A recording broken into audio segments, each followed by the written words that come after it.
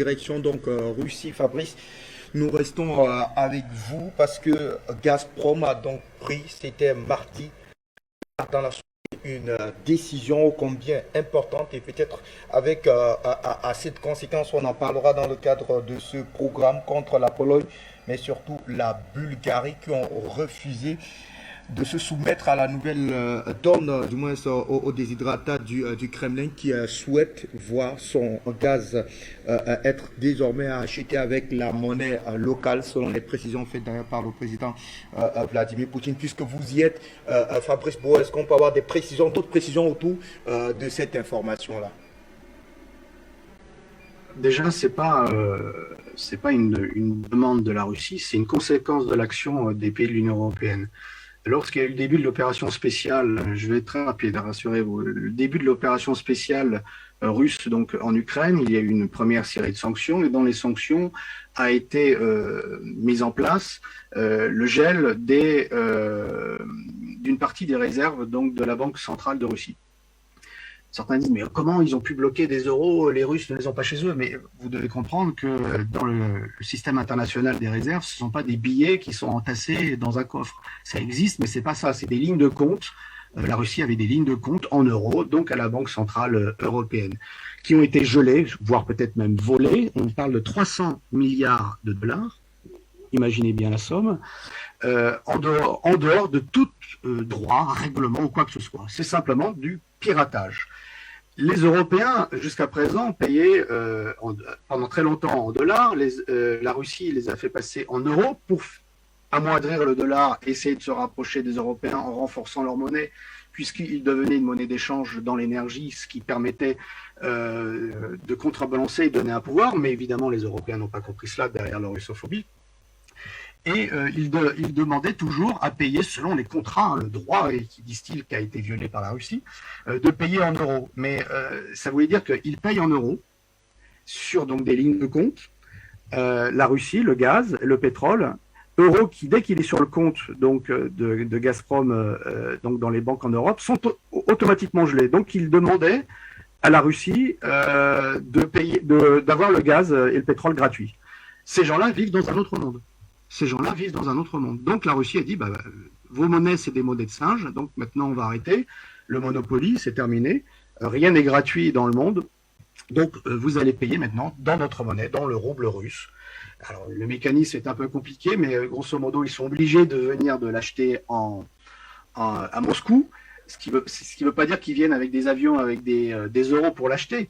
En réalité, ça veut dire qu'ils sont obligés d'acheter de l'or ou d'être débiteurs d'un point de vue international par rapport à des bons de dette vis-à-vis de la Russie. Et là, ils ne peuvent pas faire défaut dessus parce que ça voudrait dire qu'ils font défaut sur tout le monde entier. Ils sont en banqueroute immédiate. Et ils ne veulent pas, évidemment, ils parlent de rupture de contrat, mais ils oublient que la rupture de contrat, c'est d'avoir volé les 300 milliards de la Banque centrale de Russie. Ces gens-là sont des voleurs qui appellent au respect du droit. Voilà quelle est la réalité. Et certains pays ont accepté, l'Allemagne a accepté, l'Autriche a accepté, la Moldavie va accepter parce qu'ils n'ont pas le choix. Il y a d'autres pays qui l'acceptent parce qu'ils sont plus pragmatiques.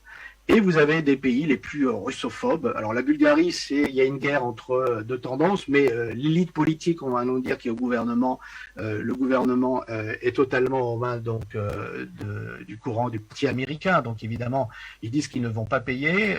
Les Polonais disent qu'ils ne vont pas payer en roubles, mais ils achètent en fait à l'heure actuelle du gaz à l'Allemagne qui elle va le payer en roubles.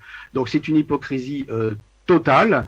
La Russie ne fait qu'appliquer quelque chose de très simple puisque l'Union européenne a comme fonction de faire fonctionner un marché dit soi-disant libre et non faussé. Et bien le marché, c'est lorsque vous ne payez pas, vous n'avez pas livraison du produit. C'est aussi simple que ça. On ne peut pas accepter les euros puisque vous les gelez. On ne peut pas vous livrer du gaz ou du pétrole puisque c'est comme si vous donnez gratuitement. Finalement pour financer une économie qui nous fait la guerre. Non, donc il faut le payer en roubles. Voilà la réalité de la situation. C'est, on va dire, c'est le voleur qui crie justement au voleur. C'est l'inversion accusatoire, discours habituel des pays occidentaux. Mais c'est des actions qui aujourd'hui a un effet boomerang. Ça va leur faire très mal pendant plusieurs mois. Et vous allez voir qu'à la fin de l'année, le discours des pays de l'Union européenne changera beaucoup parce que s'ils veulent couper directement le gaz et le pétrole, même d'ici la fin de l'année. Ils en sont dans une incapacité technique d'ailleurs, puisque le gaz, il suffit pas de claquer des doigts pour que ça sorte. C'est un processus pendant de nombreuses années. Le pétrole, c'est encore plus compliqué que cela. Donc on verra bien qui rira le dernier lorsque l'hiver fut venu en fin 2022. Avant de retrouver Luc, Fabrice, vous avez évoqué tout à l'heure ce qui semble être la trame de fond autour de la démarche de la Pologne et de la Bulgarie qui refusent désormais, en tout cas, de se soumettre à cette contrainte russe.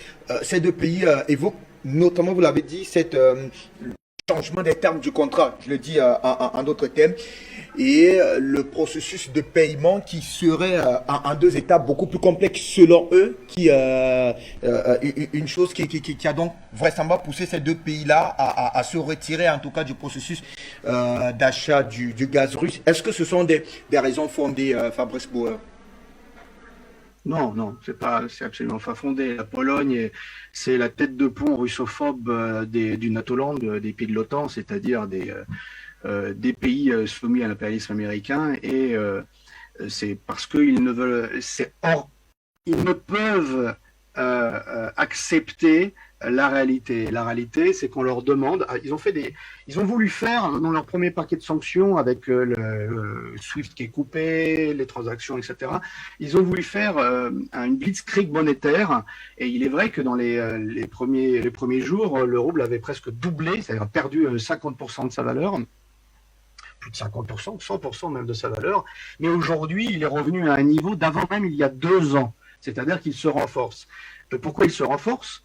Alors que même les paiements en roubles vont commencer simplement qu'à partir de lundi prochain, le marché a déjà intégré le fait que le rouble allait devenir le rouble, on va dire, gaz, le rouble pétrole, comme il y avait le dollar, le pétrodollar et le pétro-gaz pour le paiement de l'énergie de par le monde. Et payer en rouble, ça veut dire soutenir la monnaie russe, et ça veut dire rendre totalement caduque, voire même renforcer le rouble russe, rendre totalement caduque leurs sanctions qu'ils ont émises. Et la logique de l'Union européenne, c'est qu'il faut l'unanimité pour énormément de choses, et lorsque vous passez un cran, faire marche arrière, c'est presque impossible. Donc ils se piègent eux-mêmes. Vous rajoutez ça à la russophobie. En cela, nous n'avons plus d'acteurs rationnels en réalité en Europe de l'Ouest.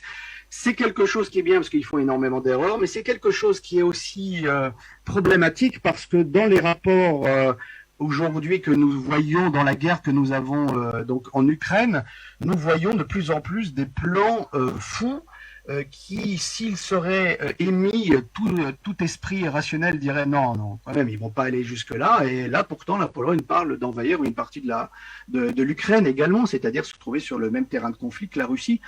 Ces gens-là sont fous. Donc, les questions de contrat et de droit, le droit des russophones, le droit de la propriété privée lorsque vous êtes russe n'existe plus dans l'Union européenne, le droit des fonds de réserve de la Banque centrale russe n'existe pas. D'ailleurs, c'est pas la première fois. Rappelez-vous que lorsque la Jamaïria arabe libyenne a été donc détruite, ils n'ont jamais rendu, une fois ils ont rendu quelques milliards, mais c'était vraiment d'une manière anecdotique. Ils n'ont jamais rendu la cagnotte de l'État libyen sous prétexte que c'était la fortune personnelle de Moammar Kadhafi. Et ben, même si c'était la fortune personnelle de Moammar Kadhafi, pourquoi le rendrait-il pas à ce moment-là au peuple libyen? Non, ils s'en ont servi évidemment pour faire perdurer leur système bancaire qui n'est en fait qu'en faillite. Donc la question de droit aujourd'hui dans une Union européenne, principes soi-disant bien mis en valeur, ces valeurs dites soi-disant européennes, c'est une grande plaisanterie. Allez. Merci à vous, Fabrice. Luc, je vous donne la parole puisque on est en plein là dans la mise en application de la nouvelle orientation mise en place par le Kremlin autour de sa mise, on va dire, de la mise à disposition du reste de l'Europe du gaz, mais surtout de son pétrole, dont dépend d'ailleurs la quasi toute des pays européens. Alors c'était très mal connaître le président russe que du moins que de refuser pour ce qui est de la Pologne et de la Bulgarie de respecter ce protocole qui voudrait désormais en tout cas payer en monnaie locale le gaz et le pétrole russe, Luc.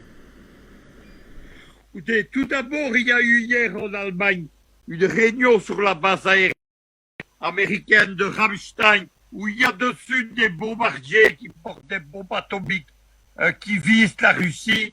40 pays de l'OTAN se sont réunis et ce sont les Polonais qui ont été les plus agressifs qui ont mené le débat. Ils ont donc reçu une première fessée. Pourquoi la Bulgarie? La Bulgarie se présente comme un pays ami de la Russie. Les Bulgares ont été libérés des Turcs où ils étaient dans un colonialisme jusqu'au début du XXe siècle. Ils ont été libérés par les Russes et ils trahissent la Russie. Deuxième fessée. Il faut surtout comprendre quelque chose, c'est que Poutine a piégé dans la guerre économique les pays de l'Europe. Les Russes ont donné une leçon et les Européens ont démontré qu'ils ne connaissaient pas l'histoire de la Russie. Déjà en 1941, Staline a attiré Hitler dans un piège stratégique. Il avait dès 1940 décidé d'arrêter les armées nazies, ce qui a été fait devant Moscou. En décembre 41, devant Moscou, l'Allemagne avait déjà perdu la guerre et pas du tout en 1945. Aujourd'hui, Poutine a tendu le même piège stratégique. La guerre économique, elle n'a pas commencé il y a un mois. Elle a commencé en mars 2014 avec la crise de Crimée. Les premières sanctions, elles ont fait mal à la Russie. Mais depuis, Poutine se prépare. Il a notamment accumulé des réserves d'or, 1200 tonnes, pour garantir la monnaie russe. Et une semaine avant de déclencher l'opération en Ukraine, il a signé un gigantesque contrat de livraison de gaz avec la Chine de 170 milliards de dollars.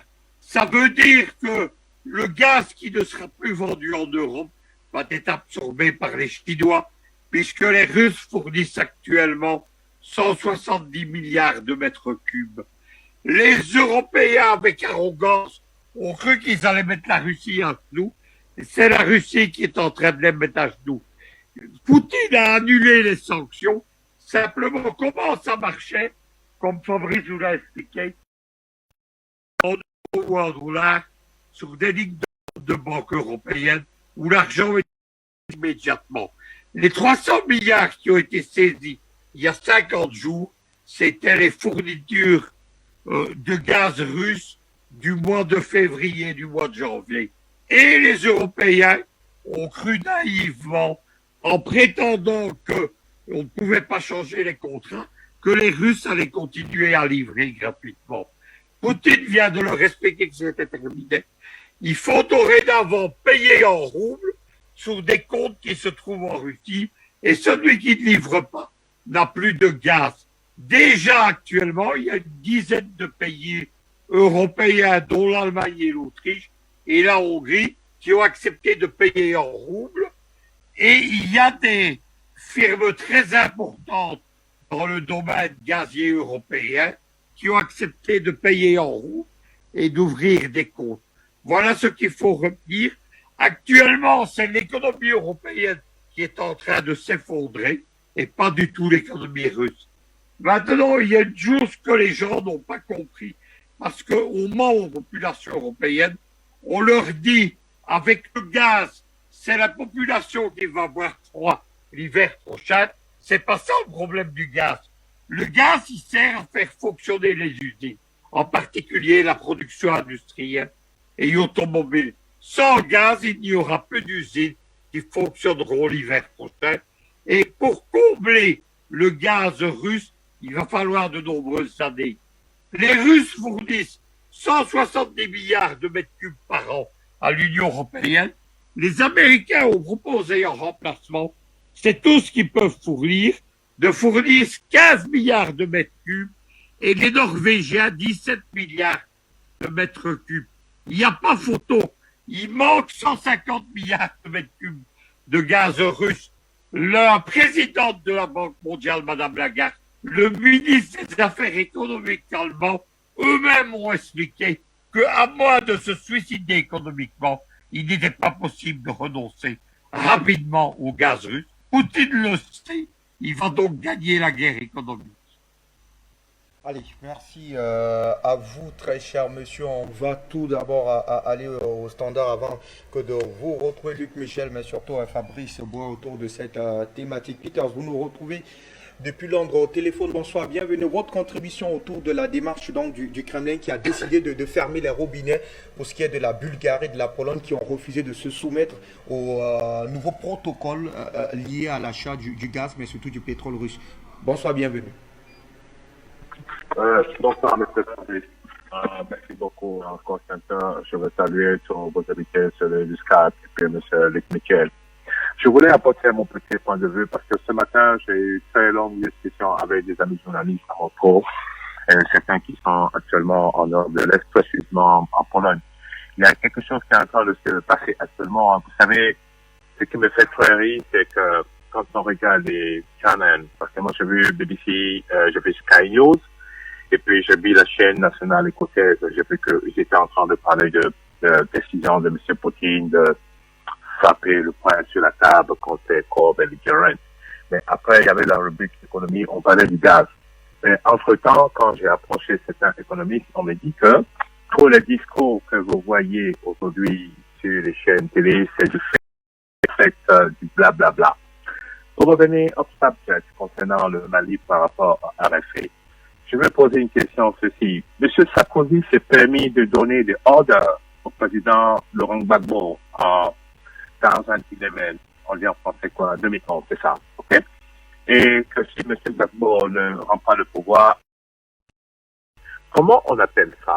Et RFI, France 24, BBC, BFM, CNews, LC n'existait pas encore, mais c'était vraiment choquant pour les peuples ivoiriens.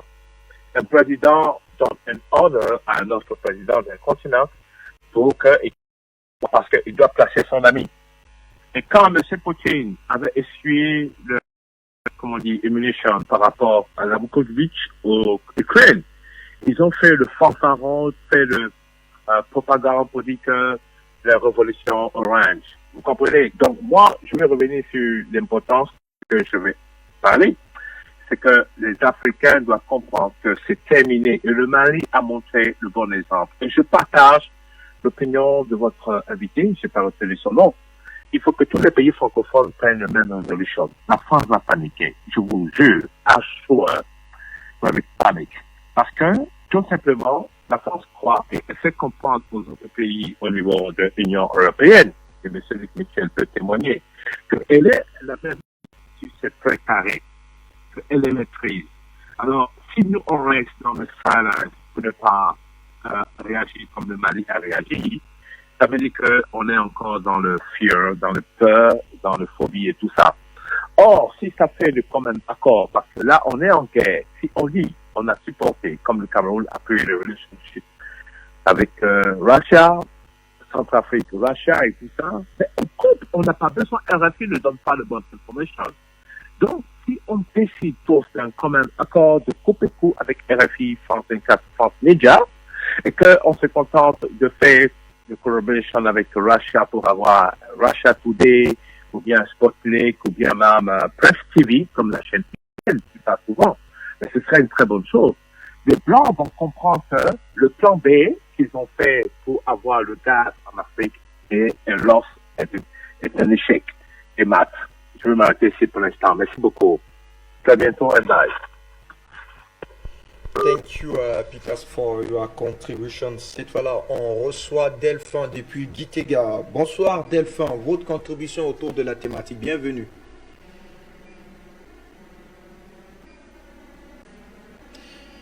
Delphin, nous vous écoutons. Bienvenue à la maison. Bonsoir.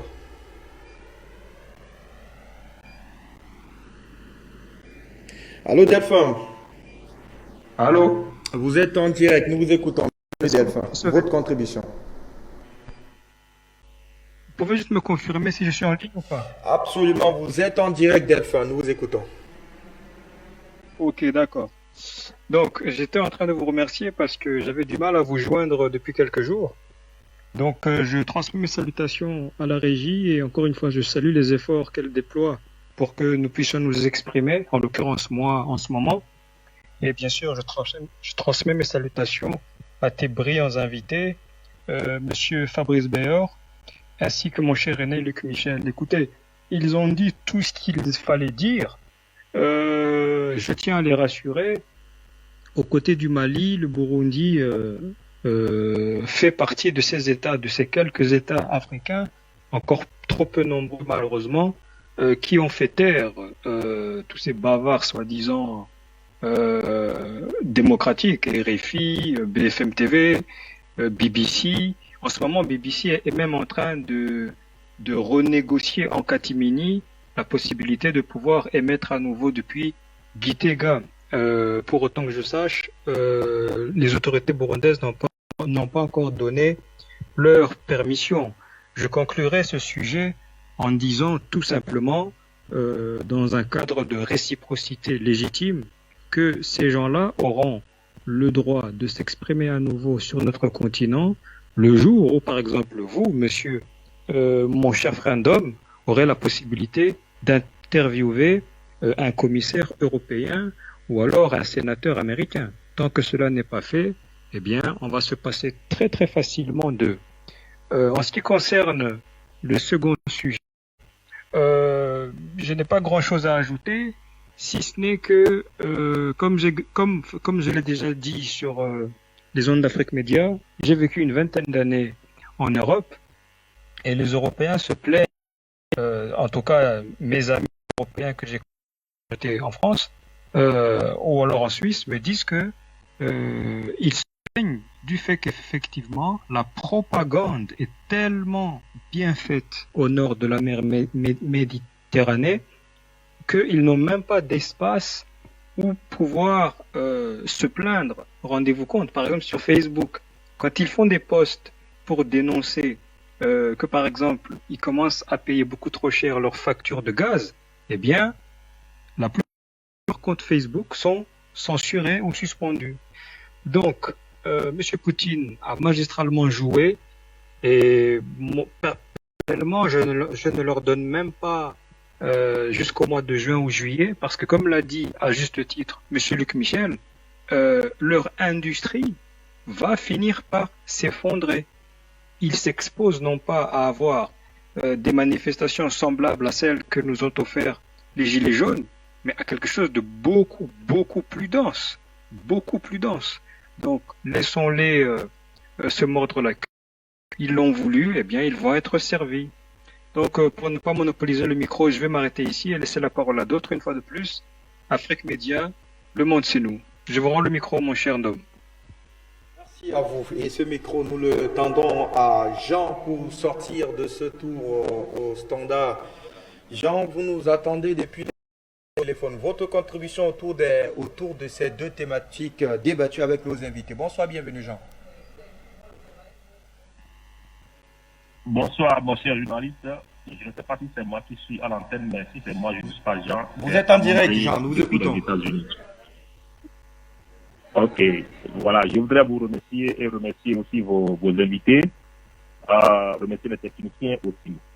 Alors moi, j'ai l'impression que, comment je vais dire ça, nous sommes tellement habitués à des comportements anormaux, je vais dire des impérialistes et de la France en particulier en Afrique, que quand il y a un comportement, je dirais, normal des autorités africaines, cela fait l'objet du débat. Sinon, normalement, ceux dont nous sommes en train de discuter ne devraient même pas faire objet de débat. Parce que c'est quoi?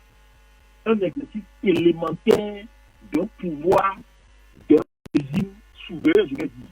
Quand vous avez un régime souverain, ce régime souverain-là a des pouvoirs, je dirais, régaliens. Et parmi ces pouvoirs-là, le droit de disposer de l'information sur son territoire fait partie des droits élémentaires que le régime devrait avoir. Donc, si les autorités maliennes décident de comment est-ce que l'information doit être divulguée sur nos territoires, cela devrait être normal. Mais en Afrique, on est tellement habitué à des choses anormales que sans ces genre de choses, n'est-ce pas, on commence à faire des débats. Donc, c'est pour vous dire que la profondeur dans laquelle nous sommes tombés en Afrique. Mais les Européens et la France en particulier ont suspendu des médias russes sur le territoire. Mais ça n'a pas l'objet d'aucun débat. Parce qu'ils ont dit que c'est un droit régalien qui leur appartient. Donc, j'aimerais un peu être d'accord avec ce que votre invité Luc Michel a dit, en disant que ce que le Mali essaie de faire est un cas seul, ou bien un cas isolé. Donc, Luc Michel a appelé à qu'il y ait d'autres pays africains qui empruntent le pas au Mali. Parce que si ces pays-là n'empruntent pas le pas au Mali, ces occidentaux, la France en particulier, vont prendre cet exemple pour dire, voilà, le Mali est seul, donc c'est un mauvais exemple. Donc, c'est un appel suite que M. Luc Michel a lancé pour que d'autres pays empruntent le pas au Mali pour que ça fasse cache d'huile. Et ça me fait aussi démentir plusieurs intervenants sur Afrique Média qui ont de tout temps dit que les pays africains ne peuvent absolument rien faire parce qu'ils n'ont pas, comment ils ont appelé ça, ils n'ont le truc là en leur faveur, ils n'ont pas des moyens, des armes, ils n'ont pas des arguments pour le faire. Mais comment est-ce que le Mali arrive à défier la France sur son territoire pour que les autres pays n'empruntent pas le pas aux Maliens? Est-ce que le Mali est en guerre, je dirais, militaire? Est-ce que le Mali a utilisé des armes contre la France avant d'avoir fait résultat? La réponse est non. Le Mali a simplement exercé son droit élémentaire d'un pays souverain. Par conséquent, les autres pays doivent aussi emprunter le pas aux Maliens sans avoir crainte, sans avoir honte de quoi que ce soit. Ils ne devraient pas avoir peur de quelques représailles que ce soit de la part de quiconque. Donc, les arguments selon lesquels les pouvoirs en Afrique ne sont pas suffisants pour défier la France, c'est ces arguments payés par le Mali, par le comportement des autorités maliennes actuelles qui sont au pouvoir. Donc, c'est ce que j'aimerais faire comprendre aux gens pour dire que la souveraineté ne se négocie pas, elle s'arrache. Et on ne peut jamais attendre à ce que la France elle-même vienne nous donner notre indépendance. Il faut aller en guerre contre la France. Et cette guerre n'a même pas besoin d'être forcément militaire ou autre. Il faut simplement exercer son droit élémentaire d'existence en tant que nation. Merci beaucoup, monsieur le journaliste. Les États-Unis, Fabrice Bauer et Luc Michel, on va, messieurs, en 2 minutes tout au plus sortir définitivement de ce programme. Eh bien, Fabrice, Luc, tout à l'heure, l'impression qui se dégage pour ce qui est des pays de l'Union européenne est qu'ils peuvent se passer facilement du gaz de votre pays. D'ailleurs, ces pays semblent s'organiser autour de ce qu'ils ont dénommé le programme Repower Union européenne qui leur permettra de diversifier très certainement les approvisionnements du gaz, mais surtout du pétrole. On parle même d'ailleurs du GNL, le gaz naturel liquéfié, qui est déjà pointé du doigt comme étant on va dire une alternative pour contourner la pression russe. Est-ce que c'est faisable dans l'immédiat, Fabrice? Et c'est de l'esbrouf. Pour 2 raisons. Premièrement, déjà, d'un point de vue des valeurs, des préceptes, des déclarations, ce gaz, ça vient du gaz de schiste, c'est-à-dire de ce qui est le plus horrible, en fait, d'un point de vue écologique, puisque ça pollue les nappes phréatiques. C'est une horreur, même dans certains États américains, c'est interdit tellement que c'est devenu une horreur. Économiquement, c'est pas extrêmement rentable, d'ailleurs, à la rigueur. Bon, ceci étant dit, ça c'est l'introduction. La réalité, c'est que la production de GNL n'est pas aussi importante que ça à l'heure d'aujourd'hui. Alors, elle peut augmenter, bien évidemment, surtout si les cours de l'énergie montent encore. Bien qu'à long terme, on sait très bien que les prix de l'énergie vont baisser, mais c'est normal puisque la croissance mondiale ne sera pas au rendez-vous. Mais ça, c'est une autre histoire. Maintenant, la réalité, c'est que la plupart du GNL n'est pas produit en Europe, donc il vient de l'extérieur. Il peut venir du Qatar ou des États-Unis. Luc vous a rappelé précédemment que l'impossibilité de fournir la même somme équivalente au gaz russe. Donc déjà, rien que dans la quantité, c'est une supercherie. Quand bien même qu'ils augmenteraient, le Qatar ne peut pas augmenter du jour au lendemain. Un puits, c'est pas on creuse et puis au bout d'un mois, on a un résultat. Non, c'est 5, 10, 15 années d'investissement. Donc déjà, vous voyez, c'est pas la même échelle. Et quand bien même qu'il y aurait du gaz qui viendrait aux États-Unis ou du Canada, ce GNL, il faut les méthaniers, c'est-à-dire les bateaux pour les transporter. Il n'existe pas la quantité. Il faut les usines pour ce qu'on appelle détendre, c'est-à-dire rendre de l'état liquide à l'état gazeux pour l'utilisation.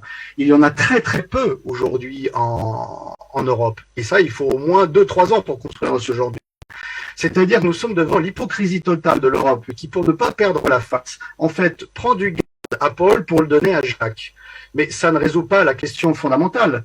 C'est que, évidemment, le marché européen est, on va dire, global. C'est-à-dire que certains pays qui avaient, comme la France, l'avantage d'avoir de l'énergie nucléaire, entre parenthèses, la moitié de l'énergie des centrales nucléaires en France sont en réparation pour pouvoir encore travailler dans les 20 et 30 prochaines années, c'est-à-dire que la France produit encore moins d'électricité juste au moment où l'on en aurait besoin, mais quand bien même qu'elle pourrait en profiter pour elle-même, elle était obligée de partager, c'est-à-dire de financer la compétitivité et la croissance des autres pays européens. C'est à son désavantage, entre parenthèses, mais bon, on n'est pas près d'une imbécilité de la part des élites françaises. Mais en tout cas, dans le cas précis, ça veut dire que les réserves qu'ils font, puisque hypocrites, ils ont oublié de dire, avant de dire nous ne payerons pas le gaz en roubles, ils ont augmenté pour certains pays par 3 ou 4 fois avant leur achat les dernières semaines.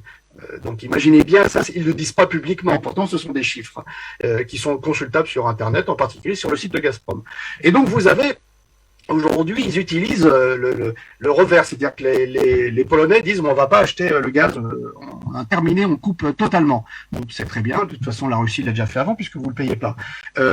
Et ils prennent du gaz qui vient de l'Allemagne. Et l'Allemagne, elle se roule de gaz, c'est du gaz russe, évidemment. L'idée, c'est que l'Allemagne va augmenter son achat en roubles et que les autres ne pourront donc pas acheter en roubles alors qu'en fait c'est le même gaz russe, ils le paieront simplement encore plus cher. Rien qu'économiquement c'est une imbécilité. Mais ils oublient une chose, c'est que dans les contrats qu'ils parlent ou qu'il faudrait respecter, il y a des clauses. Et dans ces clauses, il y a des clauses effectivement de revente ou d'interdiction de revente. Imaginez bien que la Russie ne va pas accepter longtemps de financer des pays qui vendent du gaz à des pays qui sont contre lui. Et donc d'une manière très agressive, telle que la Pologne. Donc à un moment, le revers, ce qu'on appelle le revers, c'est-à-dire que l'Allemagne achète du gaz, ça passe par le gazoduc, par l'Ukraine d'ailleurs, ou même par la Pologne, ça arrive en Allemagne, et de l'Allemagne, à ce moment-là, il repart en Pologne. À un moment, il faudra-t-il que l'Allemagne puisse justifier ses achats. Ils ne pourront pas le faire, donc il y aura une diminution du gaz qui ne seront donc qu'utilisés que pour le marché allemand. Là, la solidarité européenne n'existera plus. Parce qu'aujourd'hui, ils sont en train de faire quoi? Ils utilisent leurs réserves. C'est très bien, ils utilisent leurs réserves. Mais quand il n'y aura plus de réserves d'ici la fin de l'année, ils vont faire quoi? Le Qatar va leur livrer les quantités? Non. Les États-Unis vont leur livrer les quantités? Non. Quand bien même qu'il y aurait, il n'y a pas. Mais quand bien même qu'il y aurait les quantités, il n'y a pas les bateaux pour le faire. Et c'est déjà arrivé cette histoire où il y a quelques mois, les Américains allaient défendre l'Europe et leur livrer du GNL. Sauf qu'en Asie, le marché payait plus cher le GNL. Qu'ont fait les Américains? Ils l'ont vendu en Asie et ils ont laissé l'Europe en rade, comme on dit. Donc, en fait, les pays de l'Union européenne, de par la politique extrémiste qu'ils mettent en place, cette politique russophobe qui ne fait que défendre les intérêts américains et pas du tout leurs propres intérêts, c'est quelque chose de masochisme. C'est pour ça que je vous parlais tout à l'heure, on n'est plus dans le domaine de la rationalité dans ces pays-là. On est simplement de la russophobie, de la haine, voire simplement de la trahison. Donc ils sont dans une situation où ils n'ont pas. Soit ils achètent le gaz russe en roubles et donc ils renforcent l'économie russe et ils annihilent leurs propres sanctions, donc ça ne sert strictement à rien. La Russie donc n'a que très peu d'effets, mais le pays de l'Union européenne se prennent la totale et ils continuent donc de recevoir leur gaz et l'énergie qui permettent de faire l'électricité et donc de faire fonctionner les entreprises. soit effectivement ils coupent, mais à ce moment-là, ils se font harakiri. Mais vous savez, aujourd'hui, je le rappelle parce que j'aime bien cette image, l'Union européenne, c'est un crocodile. Ça a une grande gueule, mais des petites pattes. Il parle beaucoup, mais pour faire le marathon, puisqu'il s'agit pas d'une course il s'agit pas d'une course de 100 mètres, c'est une course de fond, c'est un marathon, il va falloir tenir. Et dans cette histoire, la Russie est résiliente, la Russie peut attendre, mais les pays de l'Union européenne, c'est quelques mois. C'est quelques semaines, ils peuvent tenir, ils peuvent encore faire bon effet.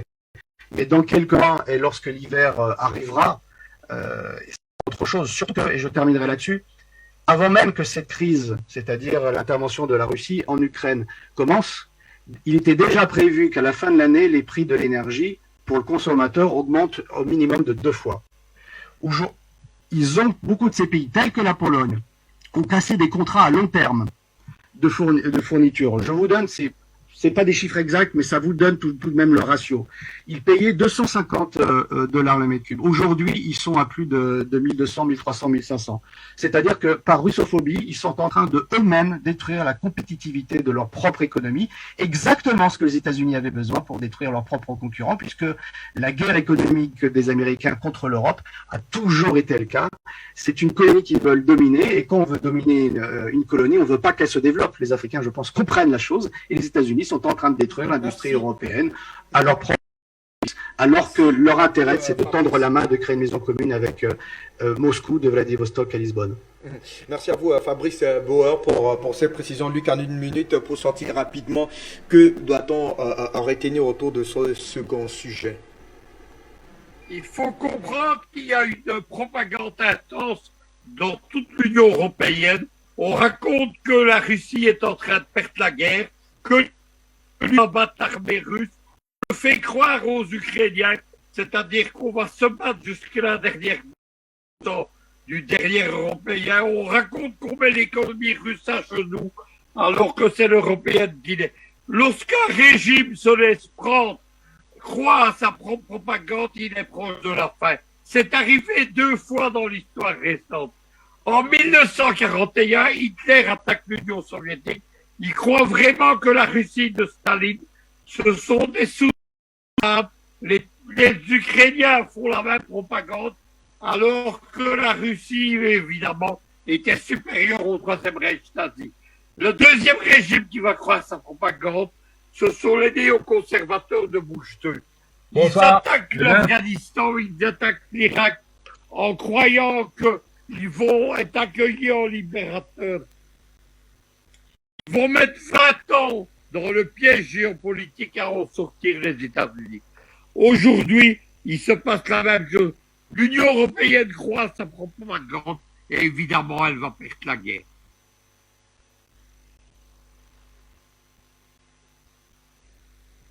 Monsieur, pour vos contributions combien importantes dans le cadre de cette édition d'appel sur le continent qui se refait mentionner rendez-vous demain pour une nouvelle édition. D'ici à la portée ou bien juste après moi le grand journal, un exercice de Christelle Wadi.